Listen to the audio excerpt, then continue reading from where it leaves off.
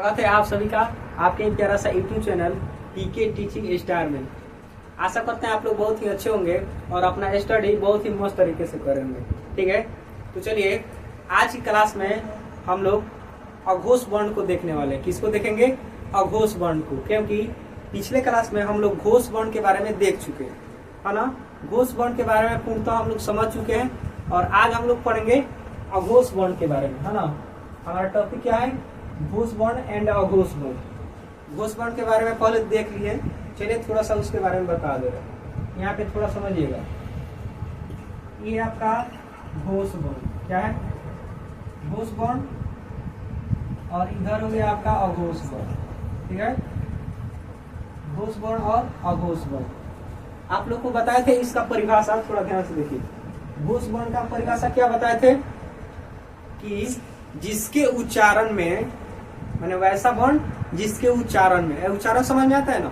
उच्चारण कहने का अर्थ है, जैसे किसी भी वर्ड को हम बोल रहे हैं तो उसको क्या कर रहे हैं? उसका उच्चारण कर रहे हैं। जैसे आप लोग रामायण महाभारत देखेंगे, ठीक है, वहां पे क्या होता है कि कुछ मान लीजिए कि ऋषि मुनि है, तो वो लोग जब तपस्या करते हैं तो उच्चारण नहीं करते, मंत्रों का उच्चारण करते हैं। जैसे वो नाम जाप करते हैं, चाहे मतलब कोई भी उच्चारण करते हैं कि नहीं। अगर कोई राक्षस तपस्या करता है तो इंद्रदेव बेचैन हो जाते हैं। देखें आप लोग, अगर मान लीजिए कोई तपस्या कर रहा है राक्षस, तो इंद्रदेव इसलिए बेचैन हो जाते हैं कि कहीं उनका इंद्रासन न मांग ले वरदान। आप लोग देखे भी होंगे, तपस्या करेगा वो सब, टेंशन में आ जाएगा इंद्रदेव। ठीक है, उसके बाद वो क्या करते हैं? उसके बाद अपने इंद्रलोक के अप्सरा को बुलाएंगे, कहेंगे जाओ उसकी तपस्या को भंग करो जल्दी, नहीं तो कहीं वरदान में इंद्रासन मांग लिया तो हो गया मेरा स्वाहा। ठीक है, तो देखिए उच्चारण मतलब समझ रहे? उच्चारण मैंने होता है किसी भी वर्ड को बोल रहे हैं उसी का मतलब, देखिए बोल के उच्चारण मतलब क्या होता है कि जो भी हम बोल रहे हैं मतलब उसका उच्चारण कर रहे हैं। अभी हम बोल रहे हैं, मान लीजिए कि आप बोलिए ओ, तो इसका उच्चारण कर रहे हैं कि नहीं? माने उच्चारण करना माने बोलना, वही बात। तो उच्चारण तो समझ गए। तो ऐसा वर्ण जिसके उच्चारण में, घोष वर्ण में बताए थे कि जिसमें कंपन उत्पन्न होता है। घोष वर्ण में क्या बताया गया था? जिसमें बोले थे इसमें जब वर्णों का उच्चारण करेंगे तो क्या होगा? कंपन उत्पन्न होगा। माने जो स्वर तंत्र होता है ना, स्वर तंत्र, उसमें कंपन उत्पन्न होता है। अब इस स्वर तंत्र कहाँ से आ गया? देखिए, स्वर तंत्र माने ऐसा तंत्र जहां से स्वर निकलता है। स्वर मतलब होता है आवाज। जैसे हम बोल रहे हैं अभी, तो ये आवाज कहाँ से निकल रहा है? तो जहां से निकल रहा है उसी को स्वर तंत्र कहते हैं। ठीक है, मैंने देखिए आवाज जहां से निकल रहा है ना, उसी को स्वर तंत्र कहते हैं, है ना। तो अब थोड़ा ध्यान दीजिए। तो ये क्या होगा? घोष वर्ण क्या होता है? इसमें कंपन उत्पन्न होता है। जब हम लोग इसका उच्चारण करेंगे घोष वर्ण का, तो उसमें कंपन उत्पन्न होगा। लेकिन अघोष वर्ण में क्या होता है? अघोष वर्ण में कंपन उत्पन्न नहीं होता है। अघोष वर्ण में कंपन उत्पन्न नहीं होता है, इसमें कंपन उत्पन्न होता है। तो बताए थे घोष वर्ण का परिभाषा कि वैसा वर्ण जिसके उच्चारण में स्वर तंत्रियां कंपित होती है, माने स्वर तंत्रियों में कंपन उत्पन्न होता है, उसको क्या कहते हैं? उसको घोष वर्ण कहते हैं। और जिसमें कंपन नहीं होता है, माने जिसमें कंपन उत्पन्न नहीं होता है, उसको क्या कहेंगे? उसको कहते हैं अघोष वर्ण। समझे? अच्छा, अगर इस तरह हम लोग देखें, बोल बोल कर अगर देखेंगे, मान लीजिए कि हम लिख रहे हैं क, ख, ग, घ, अंग। ठीक है, अब बोलिए क, ख, इसमें कुछ कंपन उत्पन्न हो रहा है? नहीं। अच्छा बोलिए ग, अच्छा ग बोलिए ग, घ, अच्छा अब बोलिए क और ग। दोनों में कुछ अंतर डिफरेंट दिख रहा है कि नहीं? क, ग बोलिएगा तब समझ में आएगा। क, ग, ग, थोड़ा सा उसमें झंझनाहट उत्पन्न होगा। अच्छा बोलिए घ, घ बोलिए घ, अंग। तो देखिए आप लोगों को भले ही पता नहीं फील हो रहा है कि नहीं, लेकिन इसमें कंपन उत्पन्न होता है। देखिए तीनों में कंपन उत्पन्न हो रहा है ना, लेकिन इसमें कंपन उत्पन्न नहीं हो रहा है ना।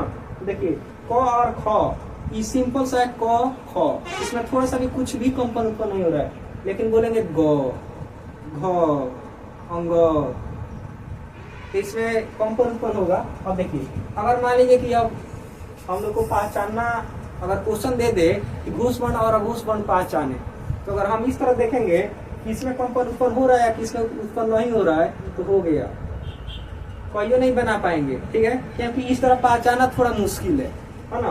तो इसके लिए एक ट्रिक है, क्या है ट्रिक, है ना। देखिए इधर घोष वर्ण का पहचान क्या होता है, घोष वर्ण का पहचान होता है तीसरा, चौथा और पांचवा। घोष वर्ण का पहचान क्या होता है, तीसरा, चौथा, पांचवा। अघोष वर्ण का पहचान क्या होता है, पहला और दूसरा। देखिए अगर मान लीजिए दोनों का परिभाषा नहीं याद है, कोनो दिक्कत नहीं है, एग्जाम में परिभाषा पूछता भी नहीं है, ठीक है, सिर्फ याद रखना है। घोष वर्ण पूछेगा 3 4 5, घोष वर्ण 3 4 5, अघोष वर्ण पहला दूसरा। प्रत्येक वर्ग का पहला दूसरा क्या होता है, अघोष वर्ण, और तीसरा, चौथा, पांचवा घोष वर्ण। चलिए यहाँ पे लिख रहे हैं, कका तो लिखी दिए, यहाँ पे लिखिए क ख ग घ अंग, च छ ज झ ञ, च ख ग घ ङ, क ख ग घ न, प प ब भ और म। अब देखिए ध्यान से समझिएगा इसको, ये 1 नंबर में है सब, माने ई क का वर्ग है, ई क वर्ग है ना, आप लोग जानते हैं कि क का वर्ग है ई, च का वर्ग है माने च वर्ग, ई का वर्ग है, ई का वर्ग है, और ई क्या है, क वर्ग, है ना। देखिए इसमें ही 5 गो, इसमें ही 5 गो, सब में 5 5 गो। अब देखिए पहला, दूसरा, तीसरा, चौथा, पांचवा। अब बताइए पहला और दूसरा कौन होता है, अघोष वर्ण। पहला दूसरा कौन होता है, अघोष वर्ण। तो इसमें सब जो जो पहला दूसरा दिखाई दे रहा है, पहला दूसरा ये सब क्या हो जाएगा, अघोष वर्ण। क्या होगा, अघोष वर्ण। तो ट्रिक से याद रखेंगे, प्रत्येक वर्ग का पहला और दूसरा क्या होता है, अघोष वर्ण होता है, पहला दूसरा अघोष वर्ण होता है। अब देखिए तीसरा, तीसरा हो गया, चौथा और पांचवा। तीसरा, चौथा, पांचवा क्या होता है, हाँ तीसरा, चौथा, पांचवा घोष वर्ण। तीसरा, चौथा, पांचवा क्या होगा, घोष वर्ण होगा। समझ में आ गया। तो घोष वर्ण तो पहले पढ़ा दिए थे, अघोष वर्ण आज समझ ही लिए। अब देखिए परिभाषा में वही लिखे हैं, अघोष वर्ण क्या है, तो वह ऐसा वर्ण जिसका उच्चारण करने पर क्या होता है, स्वर तंत्रियों में कंपन उत्पन्न नहीं होता है। घोष वर्ण में कंपन उत्पन्न होता है, अघोष वर्ण में नहीं होता है। समझा दिए। पहचान, पहचान देखिए प्रत्येक वर्ग का पहला और दूसरा क्या होता है, पहला दूसरा क्या होगा, अघोष, पहला और दूसरा अघोष, है ना। उसके बाद देखिए थोड़ा इस ट्रिक को याद रखिएगा। बताइए घोष वर्ण का पहचान क्या है, घोष वर्ण का पहचान क्या है, तीसरा, चौथा और पांचवा। और अघोष वर्ण का पहचान क्या है, पहला और दूसरा। ये ट्रिक को याद रखेंगे। अब देखिए इसमें 3 गो एक्स्ट्रा याद रखना है आपको, तलामे स, मूर्धन स और दंड स। ये तीनों स जो होता है, तीनों स क्या होता है, अघोष वर्ण। तीनों स क्या होता है, अघोष वर्ण। पूछे होते हैं तलामे स और घोष वर्ण है कि अघोष वर्ण है, तो क्या लगाएंगे, अघोष वर्ण। मूर्धन स घोष वर्ण है कि अघोष वर्ण है, अघोष वर्ण। दंड स घोष वर्ण की अघोष वर्ण, अघोष वर्ण। समझ में आया। इसमें क्या है, अघोष वर्ण।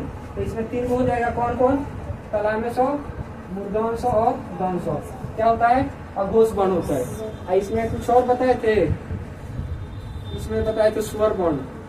स्वर वर्ण, स्वर वर्ण क्या होता है, स्वर वर्ण भी आपका घोष वर्ण होता है, नहीं बताए थे।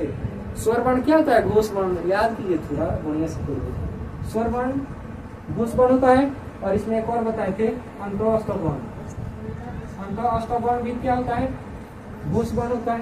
तो घोष वर्ण का पहचान याद रहेगा, तीसरा, चौथा, पांचवा क्या होता है, घोष वर्ण।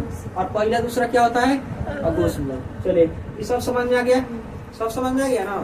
चलिए आई थिंक आप लोग समझे होंगे। फिर मिलते हैं छोटे से ब्रेक के बाद, तब तक के लिए जय हिंद, जय भारत।